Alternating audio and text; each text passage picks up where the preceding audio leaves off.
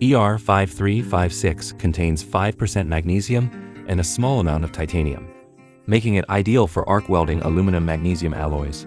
Used in welding aluminum silicon magnesium, aluminum zinc magnesium alloys, and for repair welding of aluminum magnesium alloy castings. Offers excellent corrosion resistance, resistance to hot cracking, high strength, and good workability. Applicable in chemical pressure vessels, bicycles, furniture, stage equipment, aluminum scooters, railway carriages, military production, shipbuilding, and aviation. Commonly used for welding 5052, 5083, 5456, 6061, and 6082 aluminum alloys. After anodizing, ER5356 turns white and offers a good color match.